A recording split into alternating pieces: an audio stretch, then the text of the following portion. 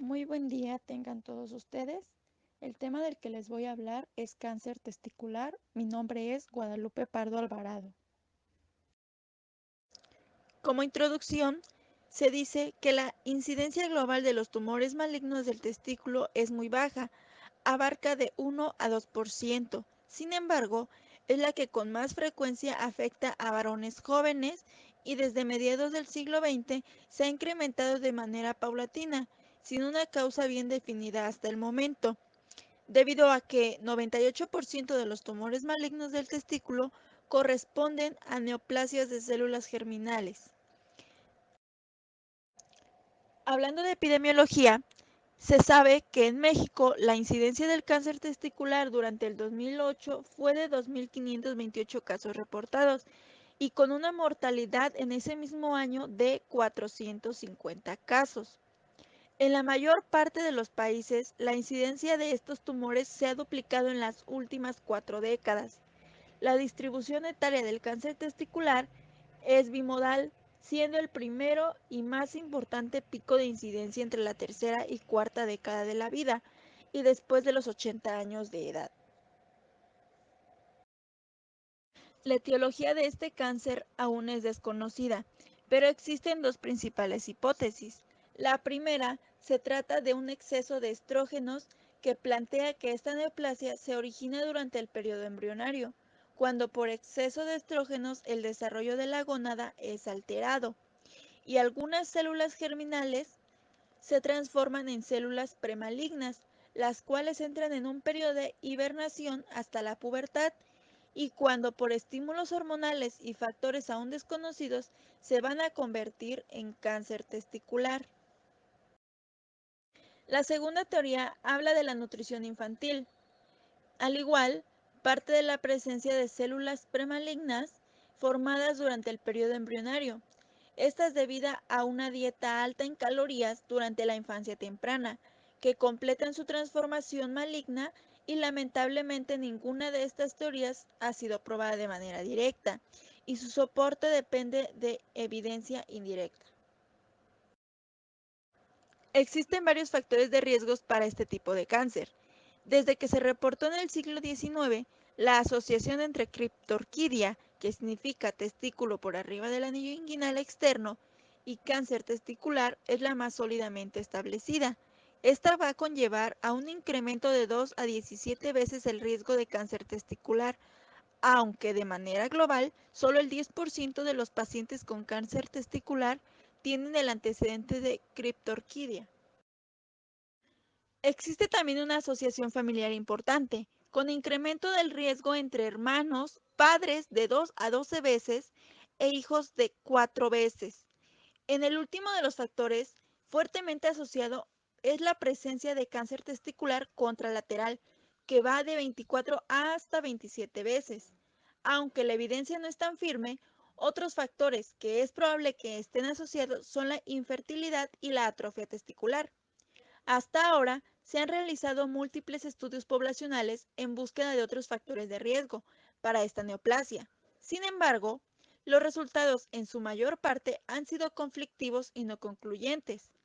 Pasando a otro punto, los tumores de células germinales de testículo histológicamente se van a clasificar en dos grandes grupos, seminomatosos y no seminomatosos.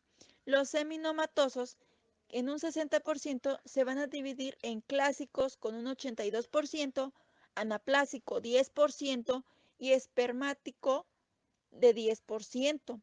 El tumor no seminomatoso va a incluir un tumor del saco vitelino raro en forma pura, pero ocurre hasta en un 50% de los casos mixtos. Cariocarcinoma de 1 a 2%, carcinoma de células embrionarias de 3 a 6% y teratoma del 3%. Hablando del cuadro clínico, el cáncer testicular se va a presentar con más frecuencia como un nódulo o crecimiento indoloro de una de las gónadas. Por lo común, la lesión tiene una consistencia aumentada o es francamente pétrea.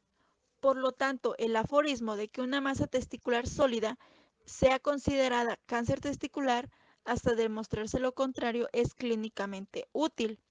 Otro de los síntomas comunes es el dolor testicular, que puede presentarse hasta en 47% de los casos y en 10% el dolor es de presentación aguda. En los pacientes que tienen enfermedad avanzada, que son el 33% de los casos a diagnóstico, pueden tener síntomas a nivel regional con un 20%, como dolor lumbar por compresión uretral e hidronefrosis, alteraciones gastrointestinales o masa abdominal, secundarios a invasión de las cadenas linfáticas retroperitoneales, y a nivel pulmonar se puede presentar disnea, hemoptisis, derrame pleural y con menor frecuencia metástasis a cabeza y cuello. Para el diagnóstico, si clínicamente existe la sospecha de un tumor testicular, el estudio de imagen de elección para corroborar el diagnóstico va a ser el ultrasonido testicular.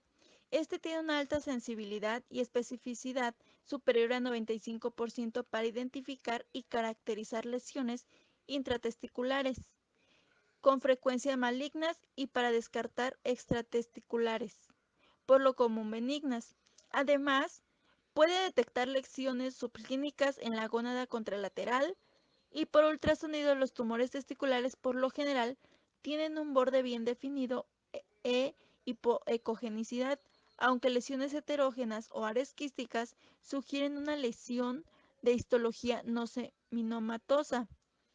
El diagnóstico puede ser apoyado con la medición de marcadores tumorales en sangre, debido a que hasta el 70% de los pacientes pueden presentar elevación de gonadotrofina coriónica humana, alfa-fenotroproteína o deshidrogenasa láctica, aunque valores normales no incluyen el diagnóstico. Su papel más importante en la tipificación. El diagnóstico definido de los tumores testiculares es histológico, por lo que es necesaria la obtención de tejido para su estudio, siendo la orquiectomía radical inguinal la que cumple con los criterios oncológicos, tanto de diagnóstico como de tratamiento, por lo cual es el abordaje de elección.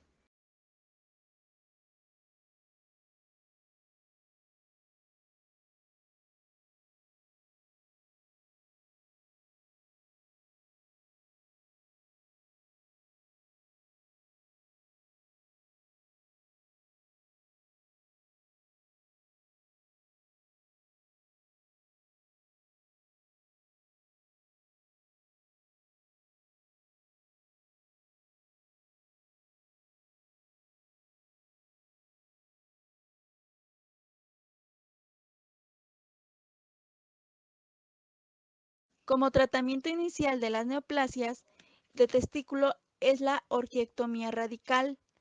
Esto se refiere a una ligadura del cordón inicial a la altura del anillo inguinal interno, la recepción en bloque del testículo y anexos hasta el anillo inguinal interno.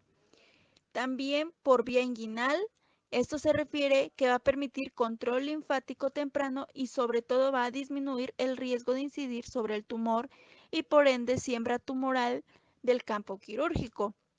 A excepción al tratamiento inicial de la lesión testicular, es en aquellos pacientes con enfermedad metastásica que pone en riesgo inmediato la vida, por ejemplo, insuficiencia respiratoria, en donde la quimioterapia debe ser el tratamiento inicial.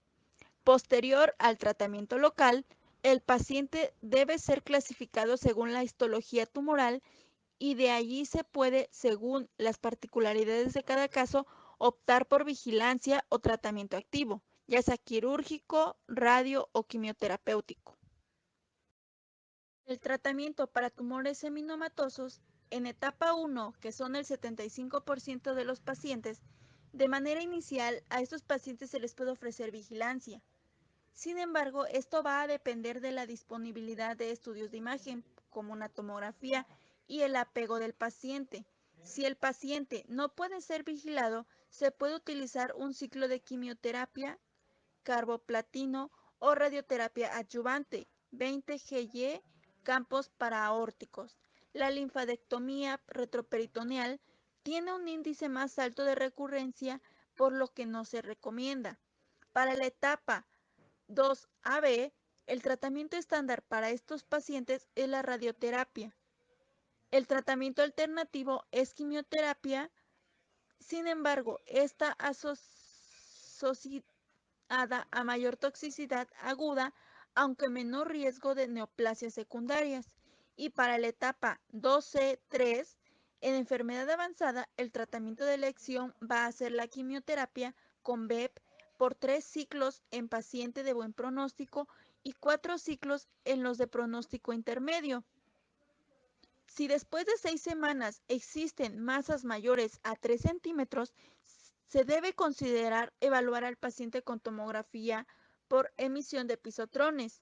Si la lesión son metabólicamente activas, debe considerarse su resección quirúrgica. Las lesiones PET negativas o menores de 3 centímetros deben ser vigiladas. El tratamiento de tumores no seminomatosos. En la etapa 1, el tratamiento estándar para los pacientes de bajo riesgo es la vigilancia. Para quienes no cumplen con las características de riesgo bajo o en caso de no ser candidatos a vigilancia, se recomienda que se sometan a 4 o 2 ciclos de BEP. El uso de la linfadectomía retroperitoneal debe reservarse para casos en los que el paciente no desea vigilancia ni quimioterapia. En la etapa 2AB, en casos donde los marcadores tumorales son negativos, se puede recomendar vigilancia o linfadectomía retroperitoneal, ya sea primaria o en los casos donde el tamaño de las lesiones tumorales permanece sin cambios o aumenta. En caso de marcadores tumorales positivos, el tratamiento de elección es la quimioterapia, seguida de recepción de las lesiones residuales mayores a 1 centímetro de diámetro. En la etapa 2C3, el tratamiento de elección para pacientes en esta etapa va a ser la quimioterapia. BEP 3 ciclos para los pacientes de buen pronóstico y 4 ciclos para los de pronóstico intermedio o malo. Hablando sobre el pronóstico, para el seminoma, para los pacientes en etapa 1 manejados con vigilancia, las recaídas se presentan en 12 a 32% y la supervivencia es de entre 93 al 100%.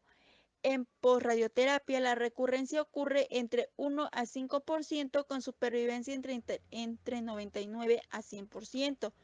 Y en quimioterapia, 4% de los pacientes recaen y el 95% sobreviven a 5 años. En la etapa 2, del 6 al 39% de los pacientes recaen y la supervivencia a 5 años es de 75 a 95%. El pronóstico, según la clasificación de la IGCG, en cuanto a pacientes libres de progresión y supervivencia a 5 años es de 94% y 67% en los grupos de pronóstico bueno o intermedio. Hablando acerca del no seminoma, para los tumores en etapa 1, el riesgo de recurrencia es de 20 a 50%, pero después del tratamiento la tasa de curación llega a 98 a 100% de los casos. Para etapas 2 y 3, las recurrencias dependen de si las características tumorales son de buen pronóstico. El sitio de la recidiva es el retroperitoneo en 54 a 87% de los casos y pulmonar en 13 a 31%. El pronóstico, según la clasificación de la IGCG, en cuanto a pacientes libres de progresión, es de 87, 73 y 51% en los grupos de buen, intermedio y pobre pronóstico. La supervivencia a 5 años en los mismos es de 95, 82 y 57%. Es importante señalar que la mayoría de los pacientes que recaen lo harán durante los 2 primeros años de seguimiento, siendo las recurrencias tardías después de respuesta completa, solo en 3 a 4% de los casos.